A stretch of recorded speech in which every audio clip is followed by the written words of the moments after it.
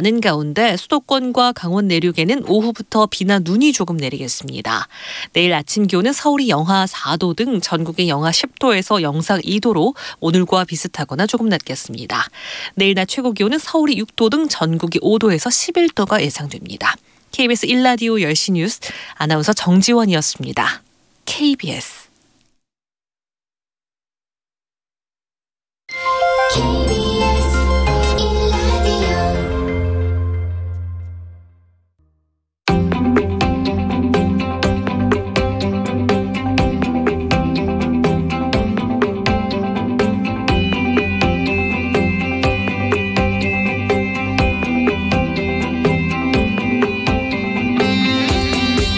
김성환의 시사야.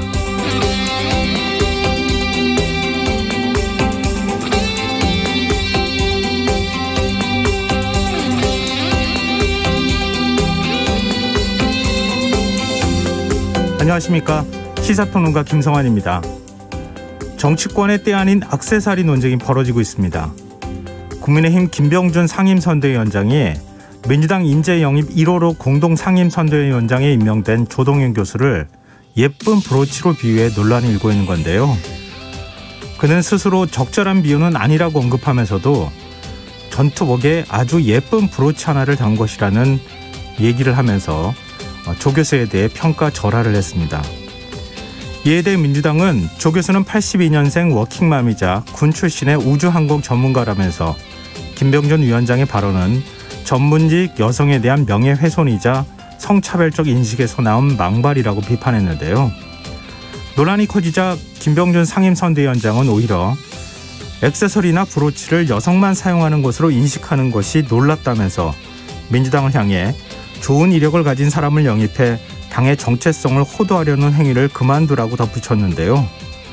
청취자 여러분들은 어느 쪽 주장이 더 설득력 있다고 보십니까? 국민의힘 윤석열 후보는 최근 청년의 역할을 강조하고 있습니다. 그러면서 청년은 선거 때 쓰고 버리는 정치적 액세서리가 아니라고 지적한 바 있는데요. 청년을 액세서리처럼 인식하고 있는 쪽은 어디인지 국민들이 지켜보고 있다는 걸 잊어서는 안 될 것 같습니다. 자세한 정치권 소식 잠시 뒤 이어지는 뉴스아에서 자세히 살펴보겠습니다. 2030 세대가 내년 대선의 주요 변수로 떠오른 상황인데요. 더 깊이 있게 들여다보는 인터뷰 시간에서는 민주당 선대위 현근택 대변인과 이 문제와 관련해 얘기 나눠보겠습니다. 수요일 코너죠. 날카로운 시선으로 언론을 비평하는 미디어 직설도 마련되어 있으니까요. 많은 관심 부탁드리겠습니다. 김성환의 시사에는 청취자 여러분들의 관심과 참여를 기다립니다. 방송 내용과 관련해 의견 있으신 분들은 문자 보내주십시오. 당첨된 분들께는 모바일 상품권 보내드릴 텐데요. 참여하실 번호는 샵 9730이고요. 짧은 문자는 50원, 긴 문자는 100원의 이용료가 부과됩니다. 콩 게시판을 통해서도 무료로 참여하실 수 있고요. 콩 어플리케이션과 KBS 라디오 유튜브 채널을 통해서도 저희 방송을 실시간으로 시청 또 참여하실 수 있습니다. KBS 라디오 김성환의 시사야. 그럼 지금 시작하겠습니다.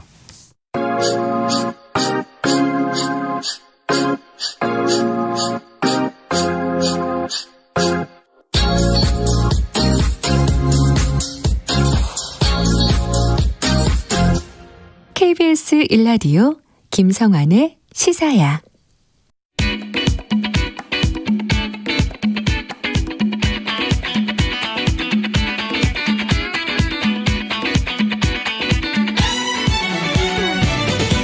오늘 놓쳤던 뉴스 꼼꼼히 정리해드리는 뉴스야 시간입니다. 오늘은 김민하 시사평론가 나와 계십니다. 안녕하세요. 안녕하세요. 예산안 얘기부터 우리 좀 해보죠. 여야가 내일 내년도 예산안을 처리하기로 잠정 합의했다는 소식이 들렸어요. 그랬는데 다시 또 이게 합의가 안 된다 이런 이제 속보가 나왔는데요. 왜요? 지금까지 이제 여야 예산안에 대한 접근법이 이 소상공인 손실 보상이라든가 지역화폐 예산 얼마나 확보할 거냐 이게 쟁점인 줄 알았는데 네. 지금 이제 합의가 깨졌다고 하는 거는 경항모 예산에 대해서 이전에 경항모 그렇습니다. 예, 항공모함 얘기하는 거죠. 그렇습니다. 예. 항공모함은 아니지만 아무튼 경항모. 예. 근데 이제 이전에는 이제 여야가 이 경항모 도입에 대해서 둘 다 이제 좀 부정적인 기류가 강했는데 네. 해군에서 강하게 이것이 필요하다라고 주장을 해서 이 예산을 다시 이제 살려주는 걸로 대체적으로 합의가 됐다고 봤거든요. 네. 근데 야당이 지금 경항모 도입 예산에 대해서 부정적인 입장을 피력을 해서 오늘은 일단 합의가 불발이 됐고 내일 추가로 다른 쟁점들과 같이 아마 논의를 해서 결론을 내릴 것으로 이제 생각이 됩니다. 글쎄, 물론 이제 경항모 도입에 대해서 여러 가지 이제 논란이 있기는 했었잖아요. 그렇습니다. 도입의 실효성이 없다 이런 주장도 있었기도 했는데 야당에서 군사 안보를 더 강조하는 입장인데 왜 이렇게 적극적으로 반대를 하면서 결국 합의가 깨졌을까 여러 가지 좀 의문이 남기는 하는데요. 지금 일단 이전에 지금 합의가 깨지기 이전에 합의를 했던 건 기존 예산안보다 오히려 3조 원이 늘어난 예산안에 합의가 됐던 거잖아요. 그렇습니다. 이게 정부가 제출한 예산안이 604조 원이었는데 한 3조 원 늘려가지고 이 총 지출 중에 정부 제출안보다 3조 원 가량을 확대해가지고 총 607조 원 가량으로 잠정 합의하는 것으로 이제 대충은 이제 좀 의견 교환을 했던 것인데 세부적인 내용에서 이렇게 좀 지금 어긋나는 부분들이 있는 모양입니다. 네. 그런데 지금 원래 지역화폐 예산, 소상공인 손실보상 관련 예산 이 부분도 좀 쟁점이 되었는데 이건 어느 정도는 합의가 된 겁니까? 일단 민주당 내년도 예산안에서 지역화폐 발행 규모를 25조 원에서 30조 원까지 늘려야 된다. 그리고 소상공인 대출 지원 그리고 손실보상 예산 이것도 증액해야 된다. 이런 입장을 얘기를 해왔는데요. 국민의힘은 이 지역화폐 예산 증액에 반대를 하고 있고 소상공인에 대한 직접 지원액을 더 늘려야 된다. 이렇게 주장을 하고 있는 그런 상황이었습니다. 근데 양당이 이제 이 쟁점을 가지고 부딪히고 있다면 기획재정부는 여야 모두가 지금 얘기하는 증액 규모가 너무 크기 때문에 현실적인 선에서 절충을 해야 된다라는 입장을 이 얘기를 하면서 네. 여야정이 사실은 다 입장이 다른 그런 상황이 이어졌는데요. 이게 여야가 예산안 합의에 실패를 하면 국회법에 따라서 내년 예산안은 현재 정부안이 국회 본회의에 자동으로 부의가 되는 그런 이제 절차를 거치게 됩니다. 다만 국회의장이 교섭단체 대표와 협의한 경우에 한해서는 여야가 본회의에 올릴 예산 수정안을 또 추후 제출할 수가 있기 때문에 일단은 첫 고비이기는 하지만 일단은 좀 시간을 더 가지고 이제 협의할 수 있는 여지가 아직은 남아 있습니다. 그동안에 박병석 국회의장이 여야 합의를 좀 많이 강조해 왔었잖아요. 그렇습니다. 법안 처리가 좀 미뤄지기도 했었는데 예산안 처리 문제에 대해서 어떤 입장을 취할지 지금 내일이 이제 예산안 처리 시한이잖아요. 그렇습니다. 네. 국회가 어떻게 움직일지 좀 지켜보도록 하고요. 자, 이제 대선 움직임 좀 살펴보죠. 지금 국민의힘 이준석 대표 어제 갑자기 당무 중단하고 난 다음에 부산에 잠깐 나타났다고 하는데 동해 본 적 서해 본 적이에요. 그렇습니다. 부산에 이제 가는 그런 장면이 KBS 취재진에 포착이 됐고 그리고 이제 오늘은 이 이준석 대표 측에서 직접 이제 그 사진을 공개를 했습니다. 네. 장제원 의원 있지 않습니까? 예. 장제원 의원 지역구가 이제 부산 사사항구인데 이 당원협의회 사무실을 기습 방문을 한 겁니다. 네. 이준석 대표와 그 측근들이 쭉 방문을 해서 이 당원 뭐 어떤 증감 현안이라든가 이런 걸 점검했다고 하고요. 장제원 의원이 이제 지역구 사무실이니까 예. 장제원 의원 사진이 크게 걸려 있지 않겠습니까? 네. 그 앞에서 이제 나란히 앉아서 이제 행복한 모습의 사진도 찍고 이제 그런 사진을 이제 언론에 배포를 해가지고 많이 보도가 된 상황이고요.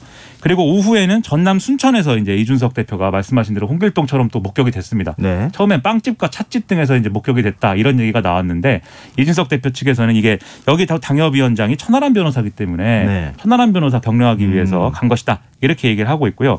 그리고 앞서 11월 30일 부산에서 정의화 전 국회의장과 회동한 것도 이것도 이제 이준석 대표 측 설명에 의해서 알려졌는데 정의화 전 의장은 좀 이렇게 언론에 밝혔습니다. 이준석 대표가 선대위 문제를 걱정을 하기에 윤석열 후보를 좀 이해를 해줘야 되고 원로들과 중진들 얘기도 잘 들어야 되지 않겠느냐 이렇게 조언을 했고 윤석열 후보가 정치 경험이 많지 않으니까 당 대표로서 도와주라고 얘기를 했다 이렇게 설명을 하고 있습니다. 근데 지금 뭐 순천까지 말씀하셨지만 여수에도 갔다 이런 그렇습니다. 얘기가 나오고 있잖아요. 그렇죠. 네.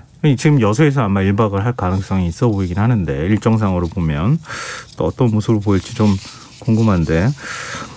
근데 지금 이 부산에 내려갔을 때 하필 장제원 의원 사무실 방문한 거 이게 뭐랄까요? 좀 역공을 했다고 해야 되나요?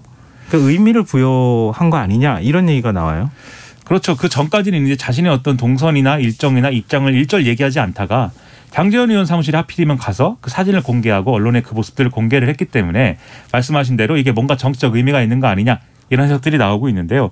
구체적으로는 장제원 의원이 이제 이준석 대표의 이러한 뭐 당무 거부 이런 것들에 대해서 기자들에게 이 후보 앞에서 영역 싸움을 해서는 안 된다 이렇게 얘기를 하기도 하고 뭐 어제 법사위 끝나고 난 다음에 분란의 요지는 왜 나 빼냐 이거다. 그렇습니다. 이런 영역 싸움을 후보 앞에서 하는 것이다. 이런 발언을 했다는 거잖아요. 그렇습니다. 그런 발언을 한 데에 대해서 이제 장제원 의원의 지역구 사무실을 방문함으로써 장제원 의원이 이른바 윤석열 후보의 무슨 측근이고 비선 실세다 뭐 이런 얘기까지 나왔었는데 장손실이라는 말까지 나왔었잖아요. 그렇습니다. 장제원 의원이 지역구 관리를 하거나 지역구에서 이제 후보에 당선을 해서 독려하는 그런 활동을 하는 게 아니라 여전히 여의도에 있다. 이런 메시지를 전달하려고 한 게 아니냐. 이런 해석이 한쪽에서 나오고 있고요. 그다음에 이제 이것과 또 다른 해석이 뭐가 나오냐면 윤석열 후보 측에 이제 권성동 사무총장이 윤석열 후보가 이준석 대표를 좀 만나봐라 이렇게 얘기를 하니까 이준석 대표의 지역구 사무실인 서울 노원병 당원협의회 사무실을 찾아서 30분간 거기 앉아 있다가 이제 못 만나고 돌아갔다. 네. 이제 어제 상황이지 않습니까? 이 사진을 또 권성동 총장 쪽에서 또 공개를 했거든요. 그래서 그것에 대한 일종의 또 반격이다 이런 해석도 나오고 있는데 어떤 의도인지는 뭐 이준석 대표만이 알겠죠. 네. 지금 윤석열 후보의 태도도 지금 어떤 태도를 보이는가 이것도 중요한 문제 아니겠습니까? 결국은 사실 선대위 구성권을 가지고 있는 윤석열 후보의 생각이 뭐냐 이게 중요한 거 아니겠어요? 그렇습니다. 윤석열 후보는 어제는 뭐라 그래야 되죠? 잘 모르는 것처럼 얘기를 했어요. 그리고 오늘은 좀 태도가 좀 바뀌기도 했고. 지금 어떤 반응을 보이고 있는 거예요? 어제는 상당히 이제 좀 시큰둥한 그런 반응이었는데요. 뭐 그런 일도 있더라 수준의 그런 일도 있는데 나는 후보로서 할 일을 하는 것이고 왜 이준석 대표가 그러는지는 이제 권성동 사무총장에게 물어보라고 하겠다 이렇게 얘기를 했었는데 네. 오늘은 이제 워낙 이것과 관련된 비판이나 이런 것들이 언론에 많이 나와서 그런지 오전에는 이렇게 얘기를 했습니다. 이준석 대표에게 직접 연락해 본 적이 있느냐 이런 질문에 대해서 무리하게 연락하는 것보다 부산에 있다고 하니까 생각도 정리하고 당무에 복귀하게 되면 얘기를 해보겠다. 그리고 이제 뭐 민주적인 정당 내에서 이런 의견 차이나 이런 건 얼마든지 있을 수 있는 거 아니냐. 앞으로 이준석 대표하고 같이 회의도 해야 되고 하니까 얘기할 기회는 얼마든지 많이 있을 거라고 생각한다. 그러니까 이런 얘기를 했는데 오후가 되고 이제 이준석 대표가 이런 사진도 공개하고 뭐 이러니까 또 살짝 이제 얘기가 좀 바뀌었습니다. 그래서 오후에는 윤석열 후보가 이렇게 얘기를 했어요. 이준석 대표가 지금 당무를 거부한 상태는 아닌 걸로 이제 당에서 듣고 있다. 부산에 리프레시를 하러 간 것 같다. 그래서 좀 시간을 주고 이렇게 판단하려고 한다. 이렇게 얘기를 했습니다. 그러니까 리프레시를 하러 갔다라고 인식을 하고 있다. 그런 거죠. 모르겠다 이렇게 얘기했다가 무리하게 연락하지 않겠다 이렇게 했다가 지금 이제 리프레시 하러 간 것 같다 이렇게 얘기했는데 그러니까 전반적으로 제가 이제 평론가로서 해석하기에는 예. 사실 나는 이준석 대표가 무엇을 하든 별 관심은 없다는 거에 가까운 발언들이 적극적 문제 해결 의지는 없다. 그렇죠. 이게 예를 들어서 제가 후보이고 우리 당 대표가 이제 그렇게 했다고 하면 저는 아무리 그래도 이제 유권자들도 듣는 귀가 있고 하니까 네. 대표가 어떤 부분에서 불편함을 느끼는지 모르겠지만 제가 최선을 다해가지고 우리가 정권 교체할 수 있도록 서로 힘을 합치도록 오늘부터 노력을 해보겠다. 언제든지 만나서 얘기하겠다. 이렇게 메시지를 낼 것 같은데 네. 그렇지가 않고 뭐 저런 일도 있다. 이런 수준의 얘기니까 아무래도 그러다 보니까 해석들이 또 나와요. 윤석열 후보도 속으로는 이준석 대표의 이런 행보에 좀 마뜩찮은 그런 생각하고 있는 거 아니냐. 결국 두 사람의 충돌이 아니냐. 이렇게들 해석을 하고 있는 겁니다. 네, 이런 가운데 김병준 상임선대위원장의 발언이 논란이 되고 있어요. 그렇습니다.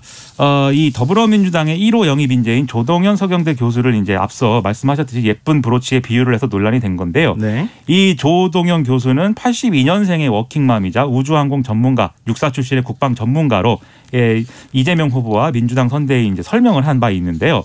여기에 대해서 김병준 위원장이 CBS 라디오 인터뷰에서 20, 30대를 향한 일종의 전투복 위에 단 브로치 정도가 아닐까라고 생각을 한다. 액세서리를 보는 기분이다. 이렇게 얘기를 한 거였습니다.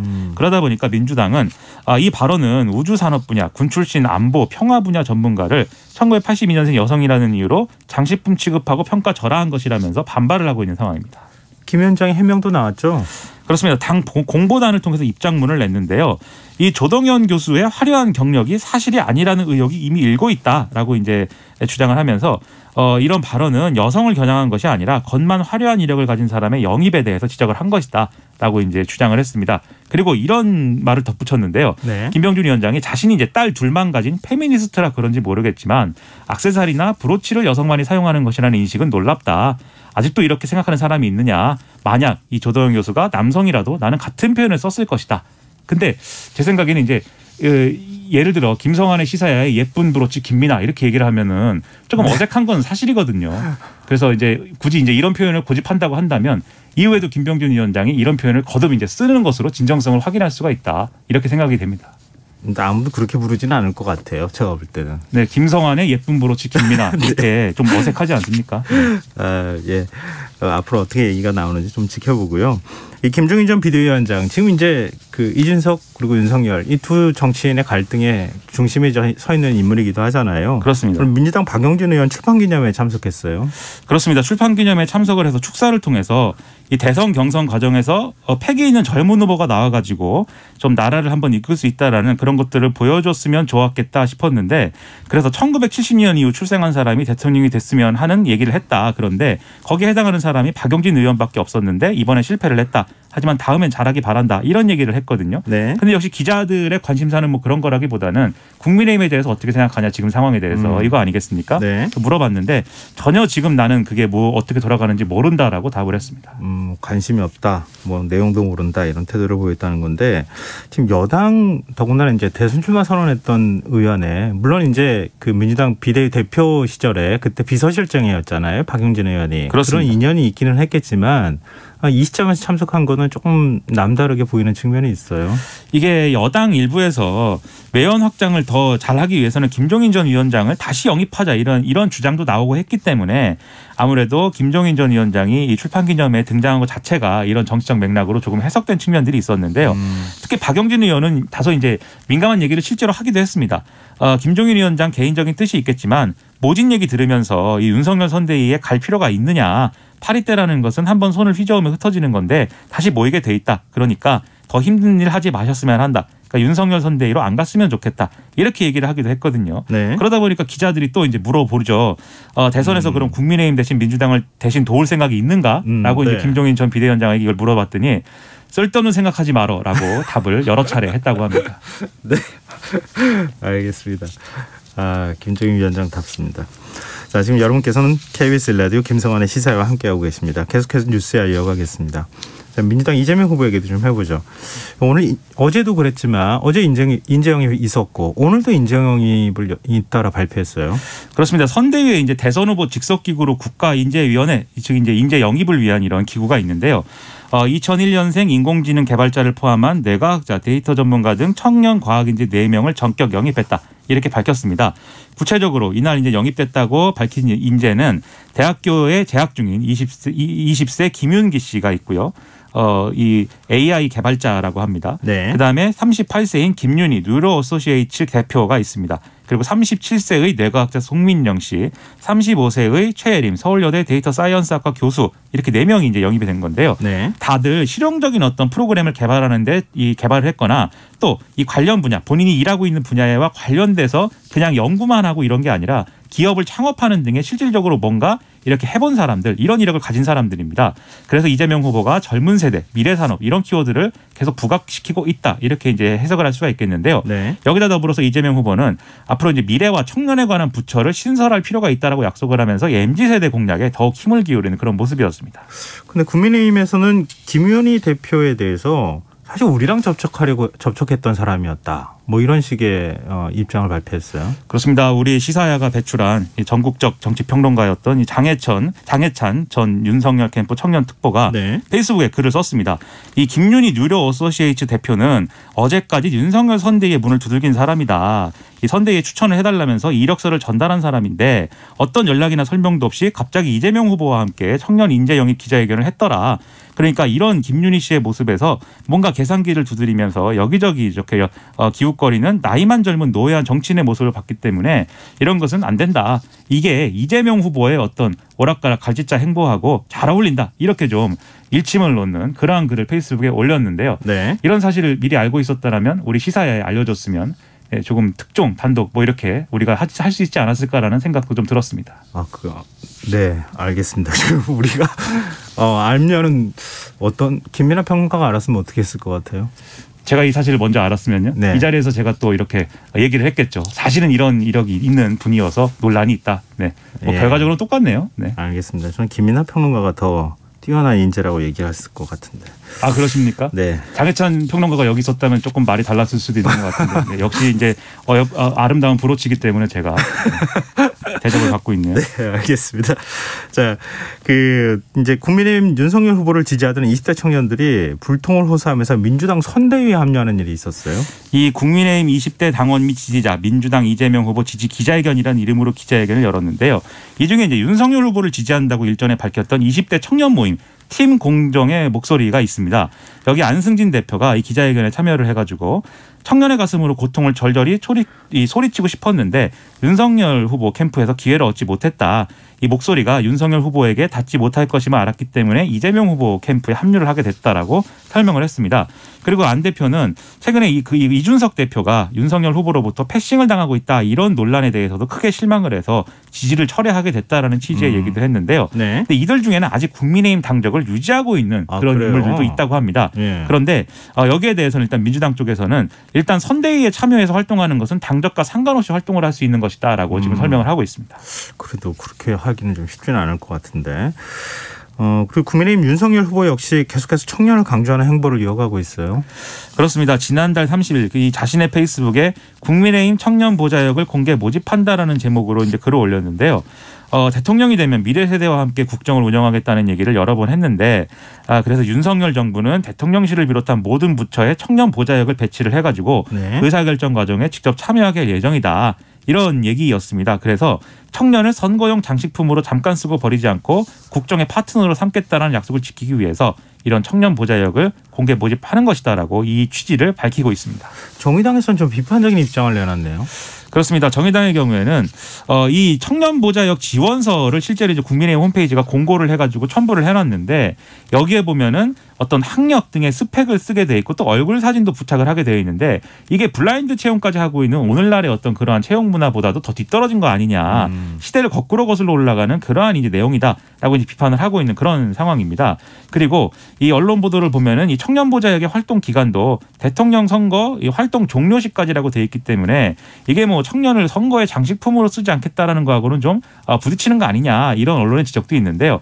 일단 국민의힘 측에서는 이거는 통상적으로 쓰는 이력서 양식이어서 이제 그런 칸이 있는 것이지 학력을 기준으로 이렇게 뽑거나 그런 건 아니다. 그리고 뭐 선거가 끝나면 당연히 이 정부를 운영하는 청년 보좌역은 별도의 이제 그 절차를 거쳐서 뽑게 돼 있는 것이기 때문에 네. 상충하는 문제는 아니다라고 설명을 하고 있습니다. 근데 이런 가운데 윤석열 후보의 노동관이 또 논란이 되고 있네요.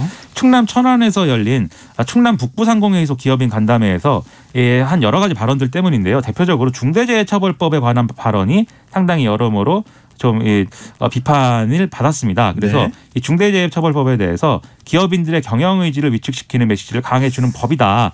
그래서 이렇게 처벌 위주의 어떤 법을 이렇게 좀 만들기보다는 대통령령을 촘촘하고 합리적으로 설계를 해서 산업재해 예방에 초점을 맞춰서 근로자의 안전을 확실히 보장하게 하는 게 더 바람직하다. 이런 취지로 이제 얘기를 했거든요. 예. 그래서 이 중대재해처벌법이라는 게 이런 해법에도 불구하고 노동자들의 이제 사망 사고나 이런 것들이 너무 많아가지고 만들어진 법임에도 불구하고 이제 이런 발언을 했다 이런 비판이 좀 나왔고요. 네. 그리고 전날에는 충북 청주시에 있는 이 한 기업을 방문했는데 여기서도 최저임금제와 주 52시간제가 비현실적이다라는 일부 중소기업인의 어떤 사례 이런 것들을 거론하면서 차기 정부를 맡게 되면 비현실적인 이런 제도는 다 철폐할 것이다 이렇게 얘기를 해서 이것도 여러모로 비판을 받았습니다.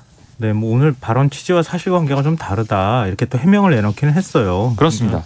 기업체들의 고충이나 이런 것들을 전하는 발언이었다. 뭐 이런 식의 맥락의 얘기를 하기도 했는데 정치권 반응은 어떻습니까? 네, 민주당의 박용진 의원의 경우에는 페이스북에다가 윤석열 후보의 독선적인 노동인식을 규탄한다라면서 지금 과로사 인정 요인 중 하나가 발병 전 12주 동안 업무 시간이 1주 평균 60시간을 초과하는 경우로 이미 이제 돼 있는 것인데 그리고 이 1주 평균 근로 시간이 52시간만 초과해도 업무와 질병의 관련성이 증가하는 게 다 이제 확인이 된 것인데 그럼에도 불구하고 이제 주 52시간제가 비현실적이라는 얘기를 하면서 철폐하겠다고 얘기하는 것은 인식이 잘못된 거다 이렇게 비판을 했고요. 정의당도 뭐 지난번에는 주 120시간 노동을 주장한 후보이기 때문에 주 52시간제 폐지가 물날이는 아니다라면서 하면서도 잠잠하다 했더니 다시 망언이 시작된 거 아니냐. 국민을 일하는 기계로 취급하는 거는 개발 독재 정권 시절 때나 있었던 일 아니냐 이렇게 반론을 했습니다. 그리고 여기서 좀 특이한 게 김동연 전 경제부총리도 좀 한마디 했는데요. 주 52시간제 딱까지 없애면 국민의 삶은 더 고단해질 것을 의심할 여지가 없다. 라면서 윤석열 후보를 비판을 한 거였는데요. 이 해명에 대해서도 한마디 했습니다. 윤석열 후보 측이 52시간제를 철폐하겠다는 거는 이제 지금 아까 말씀하신 대로 기업인이 한 말을 이제 전한 것인데 오해가 있다 이렇게 얘기한 거에 대해서 그게 어려운 말이 아니고 윤석열 후보의 소신 아니냐 정확히 우리가 알아듣고 있다. 그리고 후보의 분명한 의지를 확인을 했기 때문에 더 변명할 문제는 아니다라고 또 반박을 했습니다. 윤석열 후보 측 어떤 입장 보이고 있습니까? 지금 말씀하셨듯이 이 52시간제에 대해서는 이렇게 좀 일주 단위로 이렇게 끊어서 뭐 52시간 이렇게 할 게 아니라 기간을 이제 탄력적으로 좀 늘려줬으면 좋겠다라는 얘기를 기업인들이 많이 하기에 그런 현장의 목소리를 잘 반영하는 정책을 만들겠다는 얘기를 한 것이다라고 설명을 했고요.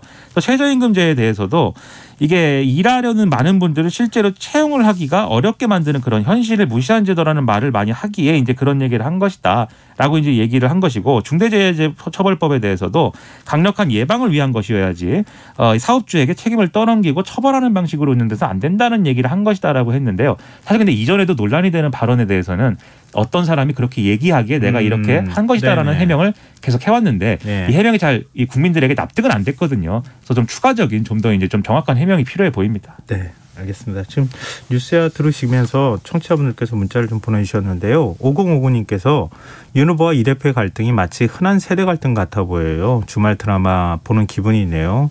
빨리 다음 화 보고 싶어요. 이런 의견도 보내주셨고요. 3123님께서 52시간제와 최저임금제가 왜 생겼는지 알면 비현실적 제도라고 하실 수 없을 것 같습니다.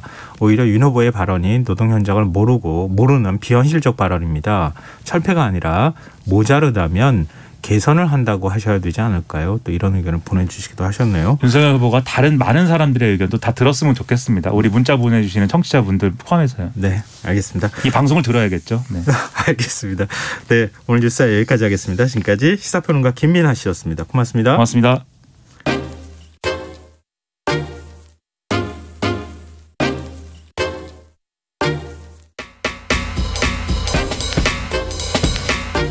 바쁜 당신이 알아야 할 모든 것 여기에 있습니다. KBS 1라디오 김성환의 시사야. 민주당 이재명 대선 후보가 어제 1호 인재를 영입한 데 이어서 오늘은 2030 세대 인재 4명을 선대위에 합류시켰습니다. 청년 전담 부처 신설 방안도 고심 중이다. 이런 입장을 내놓으면서 청년층 끌어안기에 본격적으로 나서고 있는데요. 민주당 선대위 대변인이신 현근택 변호사 연결해서 이번 청년 인재 영입을 통해 어떤 효과를 기대하고 있는지 조금 더 자세한 얘기 나눠보겠습니다. 대변인님 안녕하십니까? 네, 안녕하세요. 현근택입니다. 네. 지금 인재 영입의 속도가 좀 붙고 있는 느낌이에요. 어제 이어서 네네. 오늘도 이제 그 과학 분야 이른바 MZ세대 전문가 4명을 1차 국가 인재로 또 영입했는데요. 이번 영입을 통해 어떤 효과가 있을 거라고 기대하고 계십니까? 일단 4분 중에 이제 3분은 30대 여성이고요. 네. 1분은 이제 20대 남성인데 저희들이 이번 선거에 가장 중요한 게 이제 2030으로 보고 있지 않습니까? 네. 그 중에서도 물론 남녀를 구분할 필요는 없는데요. 그래도 이제 4분이 전부 이제 과학자들이고 저희들도 어쨌든 인재로 생각하고 있고요. 어쨌든 그 젊은 나이임에도 불구하고 본인들의 길을 개척해 나가고 있다. 이런 면에서 보면 우리 민주당이 젊은 2030 세대들한테 더 매력적으로 보이지 않나 이렇게 보고 있습니다. 근데 지금 발표식 직후에 국민의힘 측에서 김윤희 대표가 어제 국민의힘 쪽에 이력서를 냈다. 이런 이제 주장을 했어요. 네네. 그래서 아마 비판 얘기도 했던 것 같은데요. 아마 네. 저는 이거를 정치적으로 보고 있지 않고 우리 아마 지금 MZ 세대라는 분들이 이념 정당보다는 이제 실용적으로 생각하고 있는 것 같거든요. 어쨌든 물론 저희들이 사전에 그것들을 체크하거나 이랬던 건 아닌데 국민의힘 쪽에도 했을 수는 있다고 봐요. 근데 그거 자체를 비판하는 건 아니고 할 필요는 없다고 보고 어쨌든 최종적으로 민주당을 선택한 거거든요. 그만큼 저는 민주당이 그래도 인재 영입에서 앞서가고 있지 않냐라고 보고 있습니다. 그러니까 네. 지금 김한길 또 전 민주당 대표였고 김병준도 예전에 노무현 대통령 때 청와대 정책실장 했었거든요. 그러니까 그분들은 괜찮고 젊은 분들은 안 된다 이렇게 얘기할 필요는 없는 것 같고 앞으로 저는 이런 일들이 굉장히 많을 거다. 왜냐하면 밖에 계신 분들은 사실은 이제 양쪽에 이렇게 재다가 들어오는 경우 많거든요. 네. 그래도 어쨌든 민주당이 더 앞서고 있다. 또 아니면 더 어쨌든 인재 영입이나 이런 데서 더 어필하고 있지 않나 이렇게 보고 있습니다. 네. 근데 1호 인재영입 인재로 이제 어제 발표했던 그래서 공동 상임선대위원장에 임명한 조동현 교수의 사생활과 관련된 의혹이 지금 제기된 상황인데요. 네네. 지금 당 차원의 뭐 기자회견을 여는 걸 검토 중이다 이런 얘기까지 나왔는데 혹시 대응 계획이 있습니까? 뭐 법적 대응도 생각하고 있는데요. 이제 강용석 변호사가 공개하면서 논란이 커진 거잖아요. 네. 근데 이제 이런 부분이 있는 것 같아요. 인재 영입할 때마다 이런 부분이 항상 나오는데 특히 여성. 그다음에 뭐 예를 들어 여성의 뭐 결혼, 출산 이런 부분에 대해서 좀 굉장히 민감하게 반응하고 또 그 부분에 대해서 좀 관심을 많이 갖는 게 저는 좀 되게 성차별적인 시각이 이미 들어있다라고 봅니다. 예를 들어서 남성이 뭐 그럴 경우에는 그 부분에 대해서 크게 뭐 문제를 제기하거나 이렇지는 않거든요. 네. 그래서 저는 아직도 우리나라의 여성에 대한 뭐 결혼이라든지 출산이라든지 이런 부분에 너무 좀 과도하게 관심을 갖는 게 저는 그게 좀 성차별적인 시선이 이미 존재하고 있지 않나라고 생각하고 있고 저희들도 이 강용석 변호사에 대해서는 법적 대응을 생각하고 있습니다. 네. 근데 조동현 교수를 우주산업 전문가라고 소개를 하시지 않았습니까? 민주당 쪽에서. 근데 육사 출신인데다가 관련 경력도 좀 부족하다. 그런데 네네. 과연 우주항공 전문가라고 볼 수 있느냐? 이런 지적에 대해서는 어떻게 생각하십니까? 저도 뭐 그 부분은 좀 일리 있다고 보는데요. 왜냐하면 이제 국방 쪽을 좀 해왔잖아요. 육사 졸업해서 17년 정도 이제 군에 있었던 거라서 아마 저희들도 국방 항공 분야 우주 전문가 이렇게 소개했던 것 같고요. 이분이 아마 항공 우주 관련 논문은 좀 쓴 것 같습니다. 그리고 그 분야에 이제 군사학과 교수다 보니까 그쪽에 관심을 갖고 있는 것 같은데, 어쨌든 그 분야에 관심이 많고 앞으로 이제 그 분야에 연구를 해보겠다. 그런 취지 정도로 이해하고 있습니다. 그럼 기본적으로 전문성을 갖추고 있다고 보기보다는 본인이 그쪽을 지향한다는 얘기입니까? 일단 국방, 항공 우주 이렇게 전문가로 봤던 것 같고요. 일단 항공 우주 쪽으로 아마 본인이 앞으로 관심을 갖고 연구하겠다. 그리고 군과 민관을 연결하는 역할을 하겠다. 이런 취지로 이해하고 있습니다. 그러면 전문가라고 소개하기는 조금 부족하다. 이런 비판을 어느 정도 수긍하시는 거예요? 저는 약간 국방 쪽에 더 관점이 들어가 있다고 봐요. 그러니까 항공 우주 전문가라고 하기는 아직 경력이라든지 이렇긴 한데 이분이 나이가 또 그렇게 많은 건 아니거든요. 네. 앞으로 충분히 해나갈 수 있다고 보고 있습니다. 근데 국민의힘 김병준 상임선대위원장이 조동현 교수에 대해서 입장을 내놓으면서 전투복 비슷한 것도 있고 거기에 아주 예쁜 브로치 하나를 한 것이다. 이런 표현을 사용했어요. 이 발언에 대해서는 어떻게 보십니까? 적절하지 않죠. 당연히 왜냐하면 17년간 군복무를 했기 때문에 군 전투복 비슷한 거를 입었다. 특히 예쁜 브로치 하나라는 표현이 저는 눈에 많이 거슬렸는데요. 예쁜 브로치라면 마치 이제 여성들을 약간 비하하는 걸로 보일 수 있거든요. 네. 이분이 이제 여성만 사용하는 게 아니다. 액세서리나 브로치는 여성만 지칭한 게 아니다 그러는데 저는 예쁜 브로치, 액세서리 같은 느낌. 이 부분들이 보면 약간 이제 남성들의 왜냐면 군인에서 이 표현을 쓴다는 거는 우리 여군인이나 이런 분들 얘기할 때 그냥 약간 액세서리 아니냐 이런 식의 이제 표현을 많이 상기시킬 수 있어서 저는 지금 이 조 교수 같은 경우가 이제 여자 군인이었기 때문에 그렇지 않아도 지금 군내에서 여성에 대한 여러 가지 문제들이 나오고 있는 상황에서 적절치 않다고 보고요. 네. 그리고 사후에 이거를 변명한다고 얘기하면서 액세서리 브로치 여성만 쓰는 게 아니다. 남성이었어도 그런 말을 했을 거다 이런 얘기 썼는데 그 자체도 제가 보기에는 사후 변명하는 것도 좀 적절하지 않은 것 같습니다. 네. 근데 일각에서는 또 이런 얘기도 합니다. 대변인께서 국민의힘 공동선대위원장으로 이수정 교수가 영입이 되니까 네네. 솔직하게 정치에 관심이 많다. 국회의원 한번 하고 싶다라고 하면 안 되느냐. 이렇게 네. 조금 평가절하하는 말씀하셨어요. 그러자 네. 김근식 국민의힘 전 비전전략실장이 똑같은 잣대로 조동현 교수에게 솔직하게 배지 한번 달고 싶다고 하라. 비난하면 좋겠느냐. 지킬 건 지키자. 이렇게 반박하는 일도 있었는데요. 네. 이 문제에 대해서 혹시 입장이 있으십니까? 저는 이수정 교수가 국회의원 하고 말고에는 관심 없습니다. 그리고 김근식 교수도 아마 언론 보도만 보고 평가하는 것 같은데요. 제가 썼던 주된 취지는 두 가지예요. 한 가지는 뭐냐면 이분은 이제 이미 국내당 쪽에서 여러 가지 활동을 해왔던 사람이에요. 옛날에 성폭력 특위위원도 했고, 네. 재보궐 때 경선 준비위원도 했고요. 나경원 후보 자문역도 맡아서 이미 제가 보기에는 국민의힘 당 쪽 사람이다. 그래서 무슨 인재 영입이라 볼 수 없다는 부분이 하나 있고요. 두 번째는 뭐냐면 이분이 이제 국민의힘 선대위 위원장 맡으면서 그 이유를 뭐라고 냈냐면 이재명 후보가 조카 변호한 게 부적절하다. 심신미약 주장한 게 부적절하다. 그래서 나는 국민의힘 선대위원장을 맡는다라고 얘기했는데 네. 저는 그게 좀 솔직하지 않다는 거예요. 그러니까 언론 보도에 나왔습니다만 본인이 나갈 때는 그냥 나는 이래서 윤석열 후보를 지지한다. 이렇게 해서 나는 맡겠다 하면 되는 거거든요. 왜 거기에 이재명 후보의 조카 변론 얘기를 왜 하는지 저는 이해할 수 없다는 거예요. 그래서 네. 차라리 그러면 정치를 할 거면 정치를 하겠다고 하든지 아니면 윤석열 후보를 이런 이유로 지지하겠다. 이렇게 발표하면 되는 것이지. 네. 왜 거기에 이재명 후보 핑계를 대냐. 이 얘기하면서 이제 뭐 국회의원 정치 얘기한 거기 때문에 그거는 사실 본질적인 문제는 아니었어요. 네.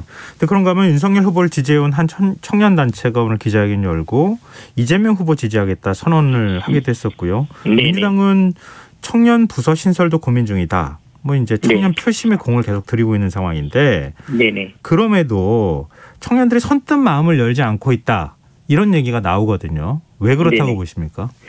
아무래도 이제 민주당이 젊은 분들한테는 뭐 꼰대 정당, 기득권 정당, 뭐 586 운동권 정당 이미지가 강합니다. 뭐 부동산 문제 당연히 좌절하고 있고요. 조국 사태 때 아마 불공정하다는 인식을 많이 심어줬고, 저는 아마 뭐 청와대 참모가 뭐 청와대 수석직이 아니라 강남 아파트 2채를 선택할 때도 많은 분들이 분노했던 것 같아요. 이런 네. 부분 보면서 아마 실방 좌절했던 것 같은데요. 그래도 그 홍준표 의원을 지지했던 그 팀공정이라는 그 분들이 이준석 대표가 패싱당하는 것 같다. 윤석열 후보는 우리 목소리 안 듣는 것 같다. 이러면서 이제 민주당 지지 선언한 거였거든요. 네. 그런 모습들을 이렇게 저희들이 계속 2030 목소리 들으려고 노력하고 있고 그런 것들이 아마 좀 성과로 나타나고 있지 않나 이렇게 보고 있어서 이런 움직임들이 계속 이어질 걸로 보고 있습니다. 네. 최근 민주당 당원 게시판 운영이 잠정 폐쇄된 것과 관련해서 네네. 지금 당원 간 분쟁이 과열되고 있다. 근데 왜 게시판을 닫느냐? 뭐 이런 네. 이제 반발도 좀 있는 것으로 알고 있는데요. 네네. 당이 불통이다. 이런 지적에 대해서는 어떻게 보십니까? 이게 뭐 당원 게시판이 처음 닫는 건 아니고요. 열었다 닫았다 뭐 여러 번 이루어지고 있습니다. 왜냐하면 이 선거 과정에는 특히 좀 서로 비난하고 이런 게 많아서 그런데 사실은 이제 저희 당원이 한 80만 정도 되는데 그 게시판에 와서 글 쓰시는 분은 몇천 명 안 돼요. 근데 거기 굉장히 어찌 보면 날선 얘기들이 오가고 거의 뭐 법적 조치까지 할 만한 상황들이 가기 때문에 너무 과도해진 경우는 임시적으로 좀 우리가 뭐 주식 같은 것도 막 과해지면 임시로 좀 브레이크 걸고 그러잖아요. 예. 그런 취지로 보면 되겠습니다. 근데 이재명 후보 최근에 철수를 너무 많이 하는 거 아니냐 뭐 이런 얘기도 나오는데요. 국토보유세 네. 공약 내걸었다가 지금 강행하지 네. 않고 국민들이 반대한다면 뭐 하지 않겠다 이런 식의 얘기를 하기도 했었고요. 그 이전에는 전국민 재난지원금도 입장을 좀 바꾸지 않았습니까? 네네. 지금 여론 눈치 보면서 대선 후보가 자신이 내온 공약을 이렇게 바꾸는 건 적절하지 않다. 이런 비판에 대해서 어떻게 보십니까? 뭐 그런 비판도 있지만요. 좀 여론에 또 예를 들어 전국민 같은 경우에는 그동안 계속 뭐 주장해온 건데 뭐 공식 공약은 아니고 그래도 반대 여론이 높으면 저는 수용하는 게 맞다고 보고요. 이 국토보유세는 사실상 이제 기본소득과 관련돼 있습니다. 기본소득이 재원으로 쓰이는 거잖아요. 그래서 기본소득도 저희들이 기본적으로 25만 원 정도는 이제 먼저 시행하고 100만 원을 목표로 하고 있지만 거기까지 가기에는 국민들의 여론을 살피기 위해서 위원회 같은 거 설치하겠다 하고 있는 거거든요. 네. 그래서 저는 뭐 정치인이 어떤 자기의 대표 브랜드다, 공약이다 해서 이거를 무조건 해야 된다. 아니면 뭐 국민이 반대하더라도 무조건 간다. 저는 그건 아니라고 봅니다. 기본적으로 정치라는 거는 국민들의 여론을 보는 것이고 만약에 예를 들어서 자신이 대표 공약이라 하더라도 국민들이 절대 안 된다. 이건 세금도 많이 들어간다 하면 또 제고할 수 있는 거거든요. 그렇게 보셔야지 뭐 이거를 말바꾸기다. 이렇게 얘기한다라고 보는 거는 적절치 않다고 보고 있습니다. 그렇지만 사전에 충분한 검토를 한 다음에 공약을 내놔야 되는 것 아니냐 이런 반론에 대해서는 뭐라고 답하셨어요? 물론 이제 검토를 하는 건 맞는데요. 일단 이 기본소득이라는 게 저희들이 이제 국토보유세와 탄소세를 기본적인 재원으로 하고 있거든요. 네. 근데 그게 사실은 이제 증세의 부분이 있는 거잖아요. 증세라는 부분이 어찌 보면 이제 뭐 거부감도 많은 것이고 25만 원 정도는 저희들이 증세하지 않고 현재 예산에서도 할 수 있다 이렇게 보고 있거든요. 네. 그래서 만약에 기본적인 걸 시행하고 그 다음에 이제 순차적으로 늘려가면서 세금을 늘려가면서 시행하는 부분들은 당연히 여론 지지를 받아야 되는 거라서 그런 부분까지 예를 들어서 뭐 미리 검토를 못했다. 검토라는 게 결국은 네, 그런 부분이거든요. 재원 확보 방안이기 때문에 네, 이거는 뭐 순차적으로 해나갈 수밖에 없다 보고 있습니다. 예, 마지막으로 한 40초 정도 시간이 있는데요. 이재명 네네. 후보가 지지율 골든크로스가 멀지 않았다 이런 입장을 밝혔거든요. 선대위에서는 현재 판세 어떻게 보고 계세요? 골든크로스 나타날 거라고 보십니까? 지금은 팽팽하다 보고요. 아마 이번 주 내로 골든크로스 가능할 거다 보는데 오늘 아마 이제 채널 A가 그 한 여론조사에서 근소한 차이지만 이제 앞서는 결과가 있었거든요. 네. 아마 저는 이번 주말을 계기로 해서 많은 여론조사들이 아마 지지율이 바뀔 걸로 보고 있습니다. 알겠습니다. 네, 오늘 말씀 고맙습니다.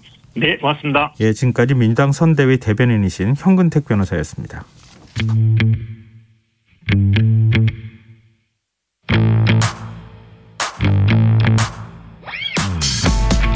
냉철하고 가감없는 분석으로 미디어 본연의 역할을 찾아가는 시간입니다. 미디어 직설 언론인권센터 윤여진 상임이사 전화로 만나보겠습니다. 이사님 안녕하십니까?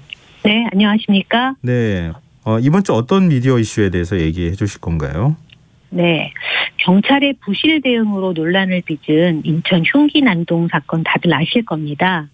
인천의 한 빌라에서 4층 거주자가 층간소음 문제로 3층에 사는 일가족에게 흉기를 휘두른 사건인데요. 네. 당시 경찰이 가해자를 제압하지 않고 현장을 이탈했다는 사실이 알려지면서 논란이 있었습니다.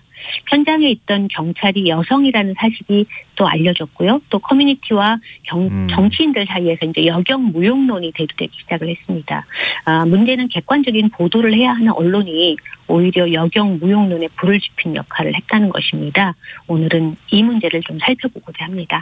그럼 구체적으로 언론 보도에 어떤 문제가 있다고 보시는 거죠? 네. 인천 흉기 난동 사건 이후에 언론의 보도 추이를 좀 살펴보면요. 네. 사건이 일어난 당일과 다음 날까지는 층간소음으로 흉기 난동이 벌어졌다는 소식 위주로 보도가 됩니다. 네. 그런데 사흘째부터 여경 논란이 불거지기 시작해요. 한 언론이 여경이 현장을 벗어났다고 보도를 하자 인터넷 커뮤니티와 한 일간지가 이 보도를 그대로 인용했고요.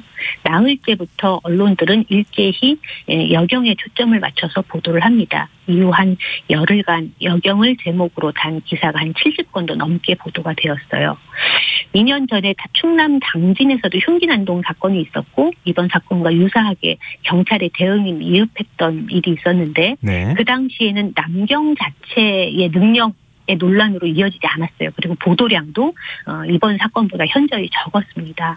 근데 굳이 경찰이면 경찰이지 여경을 앞세워할 필요가 있겠는가 그런 생각이 들거든요. 이렇게 표현할 때 언론이 굳이 성별을 이런 식으로 남경이라고는 잘 안 하지 않습니까? 여경이라고 그렇죠. 해야 되는 건가요? 네.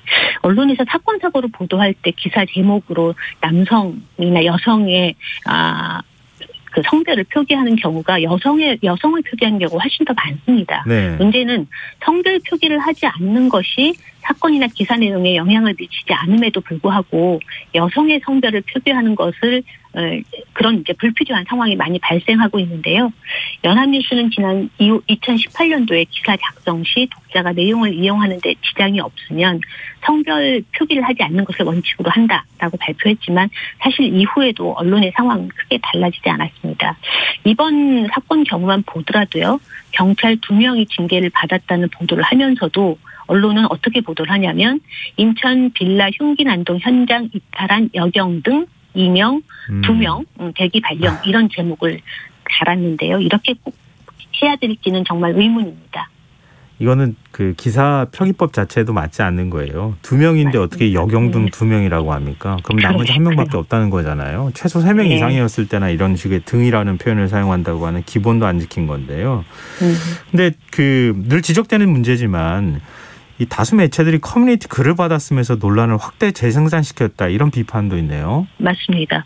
이 지난 18일 직장인 익명 커뮤니티 블라인드의 경찰관으로 추정되는 한 이용자가 여경의 대응을 지적하는 게시물을 올린 이후에 여경 무용론 보도가 본격적으로 확산됐습니다. 게시물엔 현장에서 수년간 별일을 다 겪어본 일선 경찰들이 여경이랑 같이 출동 나가는 걸 싫어하는 이유가 있다라는 내용이 담겨졌고 여기에 동조하는 댓글이 줄을 이었습니다. 언론은 이런 주장을 그대로 받았으면서 논란을 재생산했는데요. 파이낸셜 뉴스라든지 국민일보, 쿠키뉴스, 세계일보 등의 제목을 어떻게 달았냐면 여경을 뽑을수록 피해를 보는 건 국민이다. 이런 제목을 달았어요. 그리고 다시 떠오르는 여경 무용론 뭐 이런 등의 제목을 달았는데 일부 매체는 또 이제 지난 2일에 발생했던 양평 사건을 가지고 와서 어뷰징성 보도를 냈는데 경찰 도망 논란 양평에서도 있었다. 이런 보도가 나오기도 했습니다. 근데 커뮤니티 글은 한 개인의 주장일 수도 있고 또 너무 하나의 사안을 일반화시킨다고 하는 오류를 또 범할 수도 있는 거잖아요. 그렇죠.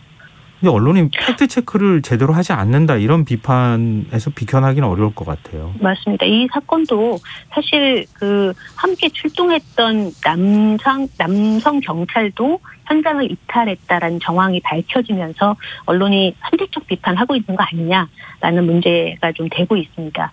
현장에 나간 여성 순경이 임용된 지 1년이 안 된 15라는 사실을 언론이 빨리 파악했다면 소모적인 여경 무용론 대신에 경찰 교육 시스템 이라는 이제 본질적인 문제에 취재력을 모을 수 있지 않았을까 이런 생각을 좀 해보는데요. 네.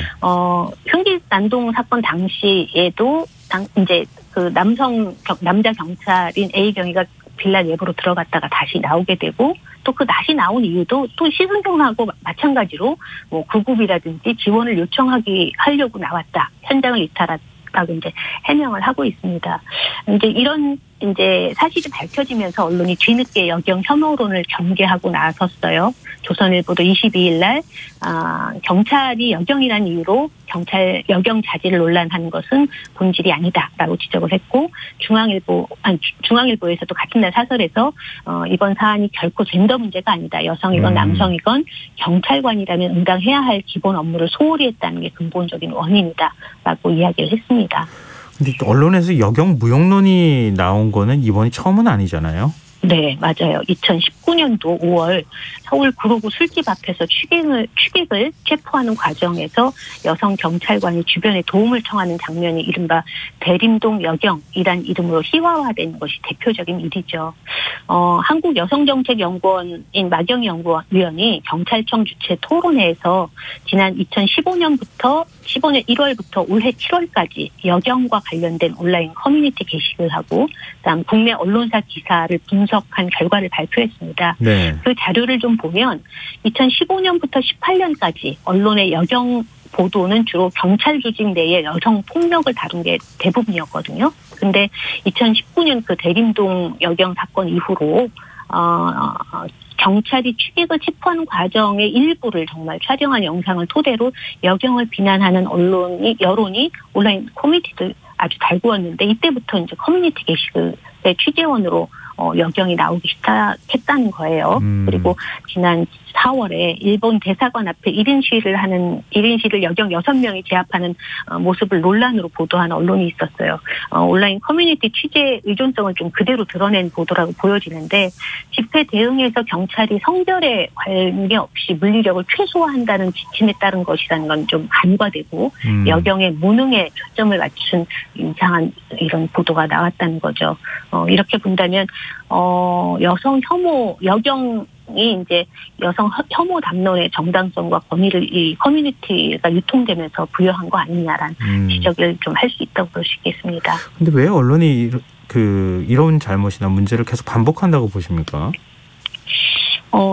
사회 전반적으로 좀 깔려있는 여성 혐오 분위기가 좀 있고요. 예. 그리고 또 자극적이고 흥미를 끌 수 있는 소재가 되는 것은 이제 여경이라는 단어가 이제 되어버린 거예요. 근데 이것은 이제 기사의 클릭수와 조회수를 하고 있는 것이 지금의 좀 현실인 것 같은데 사실 언론사 내부에서도 이런 단순히 기사의 클릭수와 조회수만이 아니라 내부에서도 약간 여성 혐오적인 분위기가 있는 거 아닌가? 이런 생각을 좀 해보게 됐습니다. 뭐 사안을 바라보는 인식의 차이는 있을 수 있겠지만 사실 자체를 왜곡해서 뭔가 특정 여성을 향해서 예를 들어서 비난이 쏟아지게 한다거나 이건 좀 부당하다 이런 지적이 나올 법한 상황인데요.